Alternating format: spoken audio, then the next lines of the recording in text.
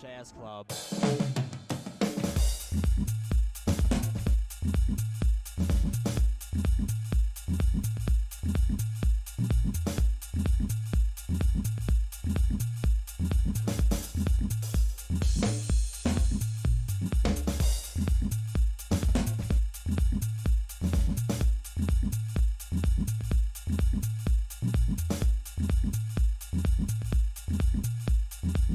Really flying the music. Okay.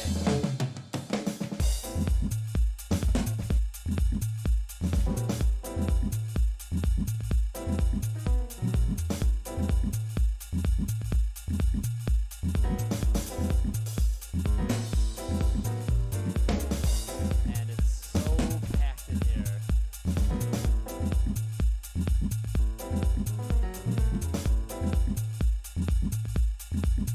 The band sounds great. Double penny whistle track.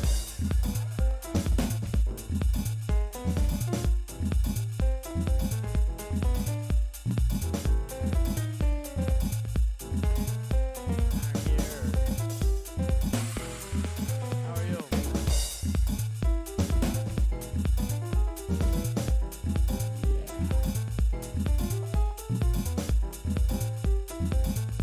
With Agility CMS, busy developers can develop in any language using an API-based development environment, while empowering marketers to create powerful omni-channel experiences. So instead of dealing with this, you will be dealing with this. Fast, flexible development and familiar authoring tools. Agility CMS, the best of both worlds. Okay, welcome back, everybody. As I mentioned in the chat, in case you hear some noise behind me, this is the time of the day my puppies have chosen to go crazy. So they are busy biting each other's tails and ears and may make some noise while I do the intro for the next presentation. Before I do that, make sure to come back tomorrow at 11:30 Eastern Time for day 2 of the jam.dev. When you arrive, you can click on the schedule in the corner and select day 2 in the top left of Crowdcast. So make sure to do that. We have a great set of speakers, so you're not going to want to miss that. Our last presenter of the day is Seattle-based full-stack engineer, originally from Argentina, a place I would love to visit, Flor Antara. She's been doing websites and apps for over a decade, has had exposure to different types of stacks along the way, and that's why she loves the JAMStack. So much so that she's organized JAMStack Seattle meetup. Not to mention, you'll find her experimenting with different JAMStack tools all the time. And if she's not coding, she's probably doing yoga or spinning classes. So Flor is here to tell us about how to implement e-commerce on your JAMStack site. Let's go, Flor. Hi everyone, this is Flor. I'm a full-stack software engineer. I work at a company called ZipWhip. I'm from Argentina and I live in Seattle. I've been living here for the past few years. And I'm also a JAMStack advocate, which means that every time that I have the opportunity to talk about the JAMStack, I take it. And I also I'm one of the organizers of the JAMStack Seattle meetup, which is obviously virtual now. So that kind of opens up the doors. So if you want to join us, just head to meetup.com and find our group. We've been doing virtual events and we'll be super happy to have you join us in future events. That said, I'm super happy of being here today. Thank you for having me. And we will be talking about e-commerce, particularly add-on e-commerce on the JAMStack. And so what we will be doing today is we're going to quickly walk through the different approaches that we can take to implement e-commerce on a JAMStack website. We're going to then define what add-on e-commerce means, and I'm going to show you a quick demo with 4 different options that you can do to implement add-on on a JAMStack website. So that's kind of our agenda. But first, let's say that we have a website.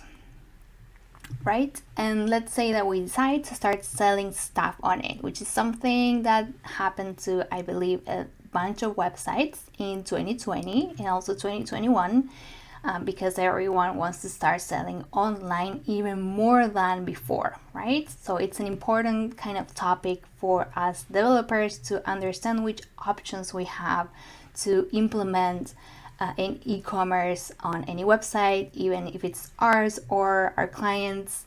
What tools do we have, right? So, but like, where do we start when we think about we need to implement e-commerce? Where do we start? You can start thinking about all the features that you might need for, to sell things on a website, which might include, products management, like where do you upload your products? Where do your products live? How do you manage the stock, the variants, like think about sizes and colors and that sort of thing. How do you, provide the payment flow, the payment gateways? And with that, how do you implement security, right? How do you also implement a cart and a checkout experience for your users? If you sell digital or physical goods, you might need to, or not, calculate the shipping or tax. You might want to offer subscriptions also, refunds. Then you need to think about, transactional emails. How do you communicate to your users that they actually just purchased something on your website? How do they track it? And then on the other part, as a store owner, how do you actually handle all the orders? How do you fulfill them, right? So all those are things that you might think or might jump to your head when you think of implementing e-commerce. And yeah, it can be a lot, but we actually have good options to tackle it, so don't worry. We're gonna explore a few of those. The first one that we're gonna explore is implementing a hosted storefront. We're gonna talk about that in a moment. And then we have the API approach, and then last we have the add-on approach. That's kind of our flow for today. The first one of all, and probably it's the easiest the one that might jump to your head when you think about doing this, is using a third-party platform and storefront. And those are Shopify or BigCommerce or even Square, where they provide you with an entire website, an entire front end that's going to be separate from your website, from your brand website. And so you're going to be selling things on one domain and then your website is in another part. Let's quickly go over the highlights that I put for this so we kind of have them in mind. The first thing that I think when I think about a third-party integration of e-commerce is that it's super quick to set up. You usually just go to Shopify, for example, or BigCommerce. You just open an account, pick a theme or a template, pick a domain, load your products there, and you're usually good to go from there. The security part and the payment gateways part is great because they have everything prepared and taken care of for you, so you don't need to worry about any of that. That's great. And they usually have like a bunch of options for letting the users pay with either PayPal, a credit card, and all the things that as a user of e-commerce you will be used to. There's the pricing aspect of it, which in my opinion it can become a little bit expensive, because if you think about it, they are going to provide the storefront, the entire front end for your store for you, and they need to maintain, they need to host that, and they make sure that they charge for it. So this is usually a good option for opening a store with a bunch of features super quick. but it might not escalate as your store or your brand grows. At some point it can become super expensive. You might want to start thinking about integrating it in a different way. We'll talk about that later. And then there's the fact that we have some limitations for the storefront part. So that means for the front end, right? So in this situation, say that we picked Shopify, we're gonna have all the products loaded up in Shopify. So think about Shopify as our products database, and they're gonna also host all the orders management, and all that's great, but they are also gonna store the entire front end. And that means that the domain is gonna be different. So to start off, you're gonna have a different domain for your store experience than for your brand or like regular website experience. Might be okay, it might not, it's just what it is.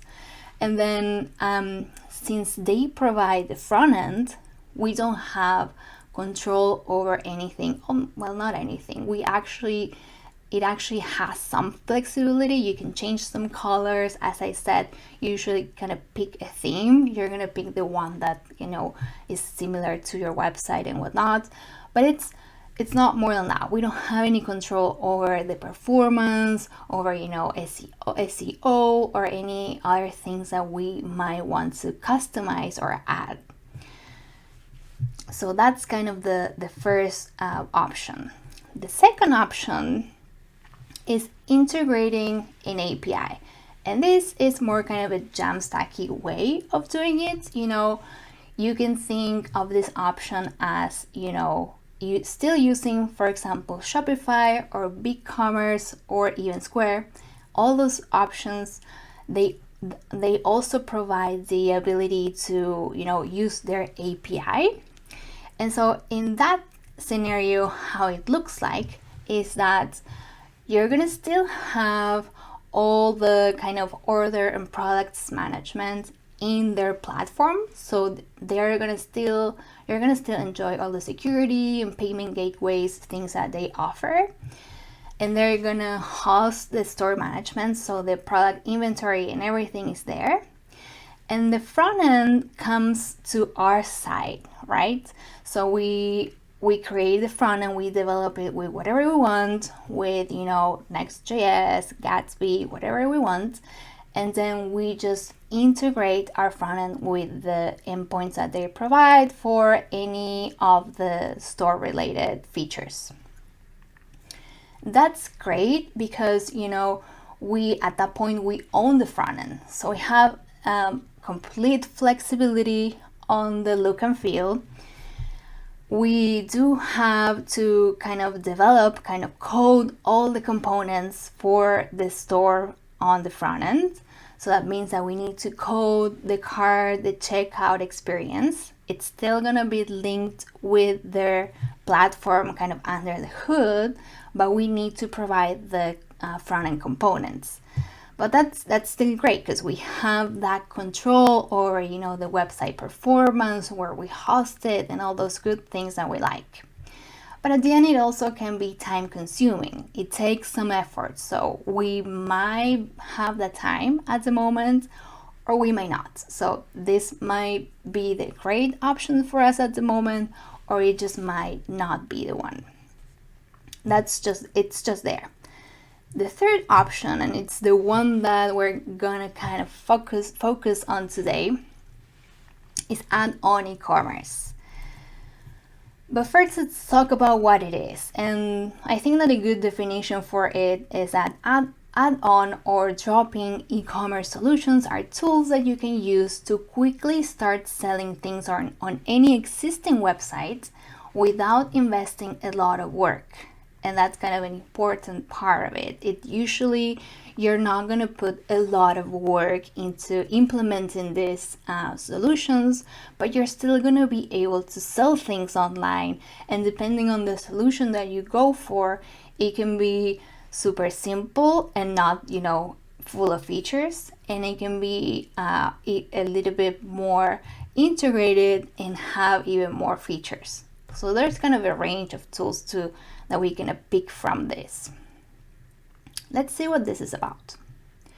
We're gonna do a quick demo time here. It's actually a few things that I've already done, and I'm gonna show you how they are done, and we're gonna talk through them as I show you how they are. So we're gonna have just one website, super simple. I'm gonna show you in a moment, and we're gonna have 4 ways to sell things on that website with add-on e-commerce, right? We're gonna implement four things. The first one is gonna be the Square Buy link. The second one is gonna be the PayPal Add to Cart button. The third one is gonna be the Shopify Lite Buy button. And the fourth one is gonna be Snipcart, which is my favorite. So like, stay tuned for that one. So I have a demo link up here. If you want to access it, is up there. I'm gonna share with you guys also the GitHub link if you want it. But let me open this right here. Let me show you what we will be working with. This is super simple. This is so simple that it's not, I didn't use any, JavaScript framework. It doesn't use any static site generator. This is just plain HTML and CSS. I wanted to kind of remove all the complexity or anything and just kind of go to the bare bones that we need to actually have a website and sell some things on it. So it doesn't even have a bundler. It's just HTML and CSS, and we're gonna be implementing, trying to sell things on this website. So this is our homepage, super simple. And then we have the products page, which we have only 2 products, just to have more than one actually. And then we have, so this is our products listing if you want.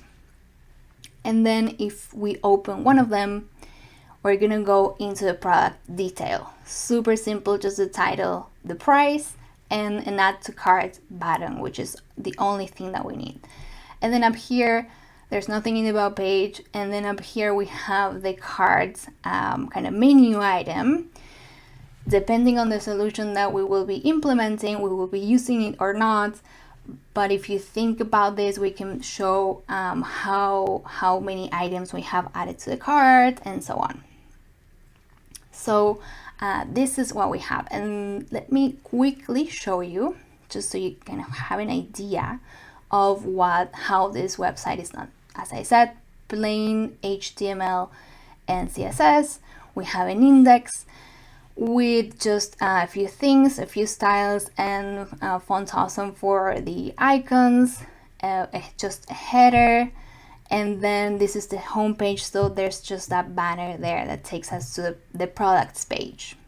The products page looks pretty similar because since it doesn't have any bundler or static site gen, I don't have kind of a layout component, so I had to copy paste, kind of super old school, the header and everything, but it's okay, it's super simple.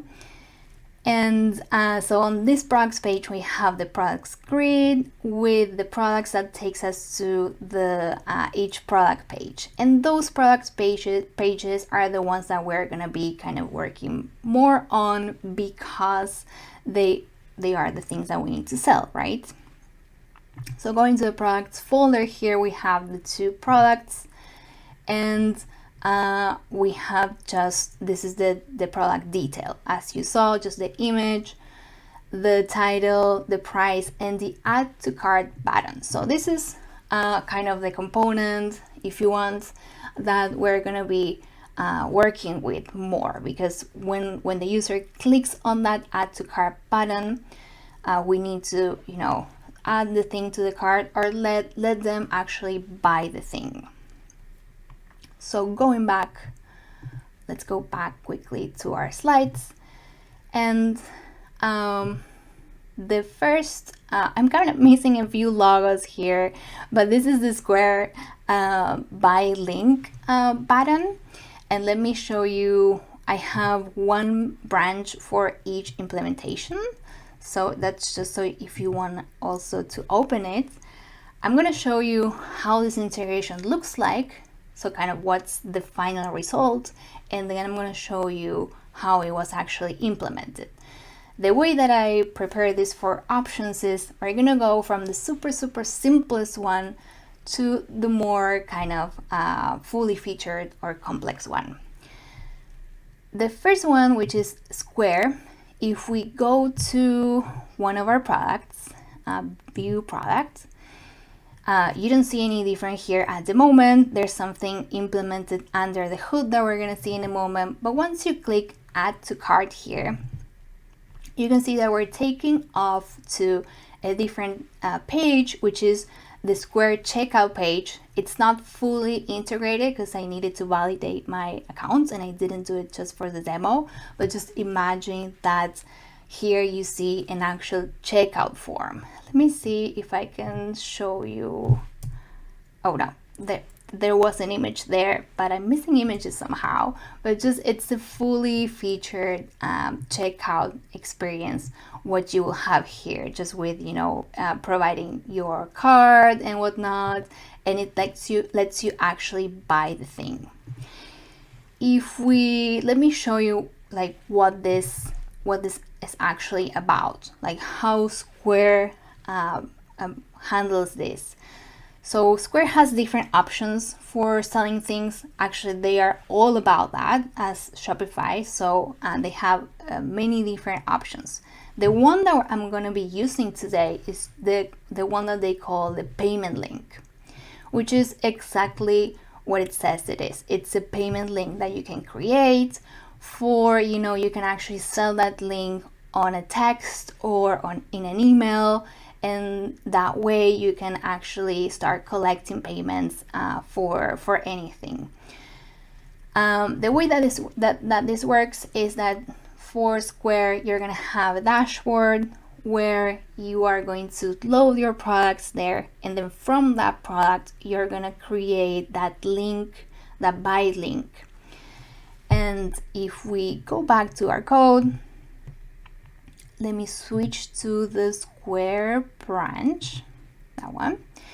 You can see that this showed up here, and this is actually the only thing that I added for this integration. Just that link is as simple as that. Maybe too simple, right? Maybe not what you would like, but hey, it lets you buy something on your website. That's the first one of our options, and that's the simplest one of them. Super simple. That's the Square buy link. The second one, that was a screenshot that's missing. The second one is the PayPal add to cart button, and I'm also missing the PayPal link. Thank you, Google Slides. The PayPal add to cart solution is a little bit different in the sense that it kind of provides you this add to cart kind of aspect of it. So it's not just a link and a checkout page, but it also lets you go through a checkout, the cart part if you want. So let me actually open this link and show you, and it's logging here. I hope this goes well and it doesn't show anything weird. Maybe we can cut it if it does. Okay, cool, no, that's perfect. PayPal button, so that's this is the seller tools part. Whenever you are logged in, there's a seller tools item right up here, and they offer you this PayPal buttons option. So if we go in here, they actually have a lot of different options. The one that I want to focus on right now is the add to cart, but you can look into all of this, which are also things that you might consider. But the one that I want to show you is the add to cart. So let me pick that one. I think that I clicked on it already. Loading. But we're gonna go through a process where it lets you select, give your item a name and give it a price. And after you select a few things such as the shipping and the tags and some more things. It gives you some code that is the code that you literally copy paste into your website. And that code, let me go back to our code and switch to the branch for PayPal. Looks like this. So this is still our product detail, and this was where our just simple add to cart link was, but this is the code that PayPal offers us. It's a form with a few options, and how that looks like is, let me go here and put our branch here, PayPal button. I think it's add to cart button, maybe not. Great, let me copy that. PayPal add to cart without button. I forgot to put a link on that one. This is what happens. PayPal add to cart, and then everything good. All right. So this is how it looks like. It's not pretty. I didn't find a way to kind of edit the colors and that. I don't think there is. So, but the good thing about this one is that it let me add options, and it also let me add this view cart up here. Still not pretty, but it works. What happens when you click add to cart here is that it takes you to a different page. So on hosted card solution on their end, and here you can do everything that you would expect, and you probably have done with PayPal before, change the quantity, remove and whatnot. And if you go back to your website, and you don't need to be on that page, if you are on any other page and go view cart, it takes you back to that cart. It refreshes, and once you go through checkout, it's the regular PayPal checkout, and that product will show up on your PayPal account. So PayPal at that point will be your kind of orders management and whatnot. So this is another option, the PayPal option. The next one, that was a screenshot. The next one is the Shopify Buy Button, which is pretty similar, but I think it's a little bit prettier. Shopify has a better UX for the checkout experience and all that. So the way that it looks is, if we go to the products and open any of them, they kind of add that to your products detail page. And the good thing about this option that I at least I like is that they provide an inline cart experience. So at this moment I have those two products added there. If I remove them, it updates, and that's the basil box. Let me go back to the other one. Whoops, I wanted to go back. And let's say that we want to add this one. Once I hit add to cart, it's gonna open and it's gonna add the other product there. And again, I can change the quantity and whatnot. And once you click checkout here, it's gonna show. It's not gonna work because I didn't do the integration. I need to validate my accounts and all that. But just think that it's the good old Shopify checkout that we're all used to, which is beautiful and super easy to use. So how the integration looks like and how kind of Shopify handles it is that first you need to create your product on their platform. So your product will still live there. And once you have your product, you go through a similar process as the one that we just went through with the PayPal button. You select a few things, and then they give you a code that you then implement in your code. Super quickly, let me show you that. Shopify button, it is a little bit more of code, I kind of felt, but yeah, it's a nicer experience. So they give you all the script to kind of paste on at the bottom, and then they kind of tell you put this the whatever you want the add to cart button to show. But that's the only thing that I needed to do to implement this solution. Just paste a few things in my product detail. I didn't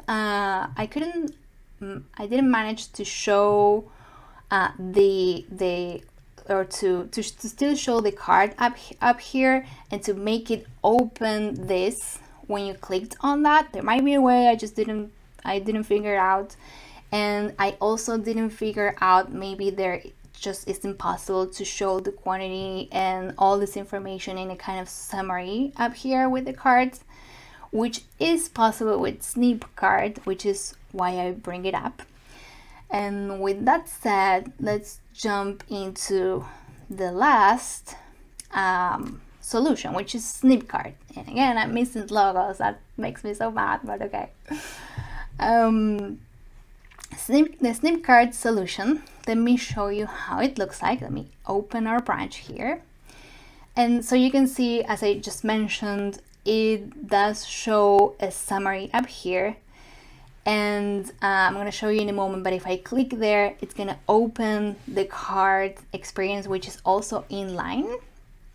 So if I open one of the products, you can see that my front end still looks the same. The button is as I wanted. It's not, the ugly PayPal button, the yellow thing.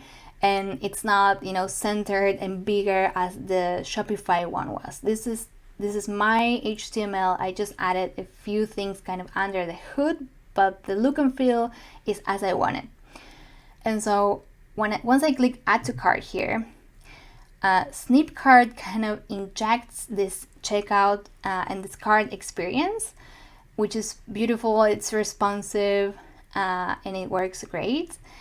And it's also super secure. That's something that you might have questions on, and I did ask them, and they did take into account that, and I added a few security layers there. So going back to experience, you have the cart here. If I close this, and as I was saying, if I click on the cart up here, it opens again. So that's great for when you are in it in any other part of the website. You open it again and you always have it there. And then if you click checkout, that is still inside of your website. We didn't get redirected into any other website. This is still in our experience. There are options. This is kind of the basic checkout experience. There are a bunch of options that they provide for adding fields here. Maybe you want to collect the phone number or any other thing from your users, or change the colors and whatnot. They actually provide options for that. They have great documentation, and I love that in the documentation they have video tutorials. So make sure that you look through that, because it's great. It's super easy to implement. Let me show you how that looks like. If we go back to our code and switch to the Snipcart branch, you are going to see this is the same product detail page that we have. The things that I added for this option was a few scripts that Snipcart provides with, a public API key, so they can identify my store, and, they know that the product belongs to that store. And then, they JavaScript, so they can, have the ability to inject things into our website. And the interesting thing here is how we tell it to add a product. Snipcart is different than the other options that we saw, in the sense that you don't have to go into their dashboard and load the products there first. The products don't live in the Snipcart dashboard. They live in your front end, as here. And so that means that we just add a few, as here, data attributes to our add to cart button. So whenever the user clicks on that button, we're gonna notify Snipcart, and then when they actually buy the thing, we're gonna notify Snipcart that this is a product that we have in our front end and that we are selling. So whenever the user fulfills this operation, the product is gonna get added to our list. And if there's an update or anything, it gets updated on every operation. There's also one important thing, which is a security layer there. This data item URL is very important here, because if you think about it, since, as I was saying, your products leaving your front end, so these are my products, whatever I put in my HTML are my products. And if we go to the products detail, in this case, it says it's $26, perfect. If you know how to, you can open DevTools and you can actually change the data price for the button, and you can say that you're gonna pay less for it. But Snipcart thought about it, and that's why they added that data URL, data item URL. So whenever the user actually goes through the purchase operation, they use that URL to check the front end, to kind of fetch information from the front end and validate the data. If it doesn't match, it won't let the user continue the operation. So I just want to say that it's safe in that sense. The products live in your front end, but it's still safe. Quickly touching on your products leaving the front end means, in my case, this is just HTML here, but you can think that from here you can implement it however you want. You can have products just coming from a JSON file, you can have products coming from a headless CMS, from anywhere you want. So that's, I think, a good thing, a good flexibility aspect that Snipcart offers. You can actually store your products wherever you want in your code, in your headless CMS. You kind of own that part. So that's how I think Snipcart, the things that Snipcart offers. And let me super quickly show you how the dashboard looks like, so I can interest you enough to go look into things that Snipcart can offer for you. And this is not sponsored or anything, I just love this product because it's super easy to implement and it offers just so much, and it's not expensive. It's actually super affordable, so it's a great option to look into. So this is the dashboard. I have the test kind of environment enabled, so because I don't have my store live yet, and I still have a few things to do to integrate it. But quickly going over it, I don't have anything. I just opened this account today for the demo, but you can see that this is kind of a quick look of all your sales, the average order value, and a few important things that you as a seller might need for managing your store. You have the orders part here. I don't have anything at the moment, but this is where all your orders will live and where you can manage them and so on. They offer subscriptions, so you can offer recurring payments. They offer this ability of abandoned carts that I was talking before, because they actually also offer the ability to create accounts for your users. So there is an integration that you can do. So your users have the regular, logging into your account and see your existing orders and whatnot. They have a solution for that you can implement. I hope that you look into that because it's super interesting. And they have the abandoned carts and that. They have discounts. You can create coupon codes here and whatnot. You can sell digital goods, so downloads and that sort of thing. And on the products part, this is what I wanted to show you. There's nothing at the moment. it's empty because I haven't purchased anything yet. When I do, and it makes it to Snipcart, they are going to add it here. That said, if you want to, if you have all your products in your front end already and want to populate this listing to kind of see if they are okay, implemented okay and whatnot, you can use this fetch option that they have, and you put the URL of your website here, and they go and they fetch it, everything, and they show the products that they find here. And so that was Snipcart. And so my conclusion for all this is that add-on e-commerce might be a great way to start selling things on your existing website while you figure out a more robust integration, or not. Maybe you can just stick with Snipcart and just that's okay for you, or you just have 3 or 4 products and you are good with the Square button or the Shopify button, or even the PayPal, even though it's ugly. So yeah, now you have more options.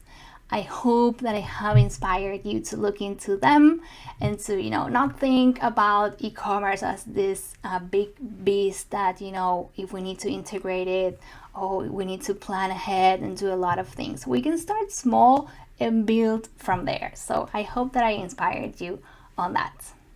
Thank you so much. We have a block of questions coming up, so I hope to see you there. If you want to reach out, I'm in Instagram and I'm in Twitter as TechFloor, so I hope to see you guys there. Bye. Okay, that was a fabulous presentation, Flor. Really, really thank you for that. Obviously, we're here for live Q&A. We've got a couple questions already from the audience, but feel free to add any questions if you want. I will try to get to them all. We are on a bit of a tight timeline here for cutting the end of the day, but I'm gonna ask them right now. So first off, we've got when using PayPal buttons, can you customize the CMS to target and style the newly added elements? And I don't think so. I think that it's so simple that it has some limitations for you. I don't know if you saw when I created the thing. It's kind of, you go into PayPal and you create that one item, but there isn't, and it gives you a code to purchase that thing, but it's not that you will have, an inventory of products and whatnot that you would have in other platforms. So I don't know how it looks like to actually go and edit that same product afterwards. I think what I would do, is I would go and create a new button for that product. So it's, it's so simple, but it's, limited in that sense. So you're gonna have to pick and balance what you need at that moment. Right. And I did notice that, like, for instance, on some of the demos, when you're using, and I hadn't even seen the Square or PayPal ones before, but when you were using some of those, since they're loading the actual buttons and stuff via a script, right? There was even on your simple site, like there was a slight delay in that button actually even showing up. Yeah. Yes. So I'm sure that you can maybe do some things to mitigate that. I had, a super simple website. It didn't even have a bundler, so it wasn't doing anything, complex to improve the performance.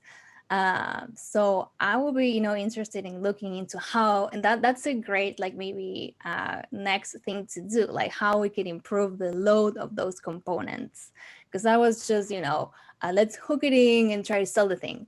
But then I'm sure that you can do some more things too, or maybe even, implement a loading thingy so it doesn't jump on the screen or something like that. Yeah, I did see that as well. Yeah. Okay. The next question is, what kind of e-commerce solutions have you seen used the most with Agility CMS or with competitors? I think on the JAMStack. Yeah. Would that be? If it is, I've seen Snipcart being used a lot around, the JAMStack ecosystem. That product is great and it's super simple. we've been doing a few talks with Agility and Snipcart about that. So if you're curious about that, head to Agility's, I think, blog. And if it's not Olga, you can let me know. But I think that, yeah, Snipcart is one of the things for e-commerce that I see a lot. And I love how the previous talk also mentioned that. So you can see how much it's used. So I would say that. And also the other thing that you see being used around a lot is Shopify, although now BigCommerce came strong on Next.js. So there's also that. So we do have options, you know? Yeah, and yeah, That's I the know I've thing. toyed with a few of them myself. I actually, funny enough, the chapter I'm just trying to finish up right now for the book is all about e-commerce, and so like I had to try a few of them. The one I tried recently was Commerce.js, which is one you mentioned, like API based ones. So that would be an Right. API Yes. based option. Yeah, and it is Right.